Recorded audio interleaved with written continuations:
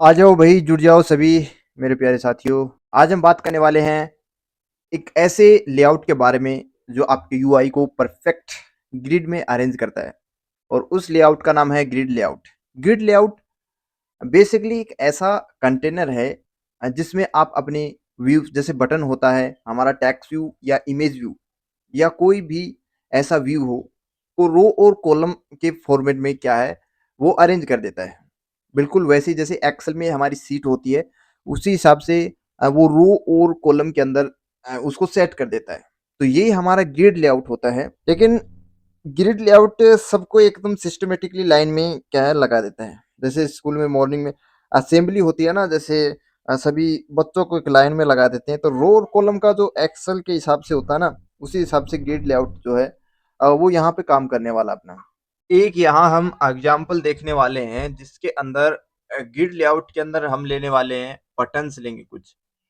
हम लेने वाले हैं 4 बटन्स यहाँ पे लेने वाले हैं, उसके हिसाब से समझ में आ जाएगा जितना भी पार्ट यहाँ पे लिया गया है। तो सबसे पहले हम ग्रिड लेआउट यहाँ पे लिखने वाले हैं। तो ग्रिड लेआउट लिखने के बाद में उसके अंदर जितने भी बटन्स लेंगे, तो वो कैलकुलेटर जो होता है उसी के हिसाब से रो और कॉलम के अंदर वो आ जाएगा। तो सबसे पहले ग्रिड लेआउट, ग्रिड लेआउट जैसे ही हम लिखते हैं तो सजेशन में ग्रिड लेआउट यहाँ पे आ जाता है और उसको इंटर हम कर देते हैं। उसकी विड्थ और हाइट लेगा, तो विड्थ हम रखने वाले हैं मैच पेरेंट।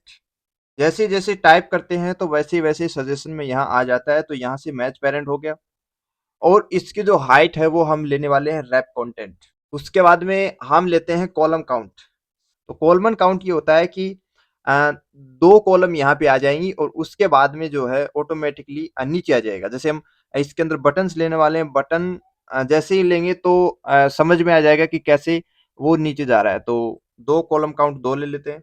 उसके बाद हम लेने वाले हैं ओरिएंटेशन। ओरिएंटेशन हॉरिजॉन्टल भी होती है और वर्टिकल भी होती है। तो यहाँ पे हम ओरिएंटेशन हॉरिजॉन्टल लेने वाले हैं। तो ओरिएंटेशन जैसे लिखेंगे, ओरिएंटेशन आ गया। जैसे जैसे लिखते जाओगे, जैसे जैसे सजेशन में यहाँ पे आता जाएगा। तो यहाँ पे हॉरिजॉन्टल यहाँ पे हम करने वाले हैं, हॉरिजॉन्टल हो गया। और इसको यहाँ पे क्लोज कर देते हैं। क्लोज के अंदर हम जो है यहाँ पे बटन्स लेने वाले हैं। तो बटन्स के लिए मैं लिखता हूँ यहाँ पे बटन। बटन यहाँ पे 2 प्रकार के बटन होते हैं, एक ऐप कॉम्पैक्ट बटन होता है और एक नॉर्मल वाला बटन होता है। नॉर्मल बटन यहाँ पे ले लिया है और इस बटन के अंदर हम टेक्स्ट देंगे, कुछ भी टेक्स्ट दे लेते हैं, जैसे TEXT जैसे लिखेंगे। तो टेक्स्ट 1 में मैं लिखने वाला हूँ BUTTON, बटन 1। बटन 1 यहाँ पे आ गया है। इसको मैं जूम कर देता हूँ थोड़ा सा, जो दिखाई दे जाए। तो यहाँ पे बटन 1, हमारा बटन 1 यहाँ पे आ गया है।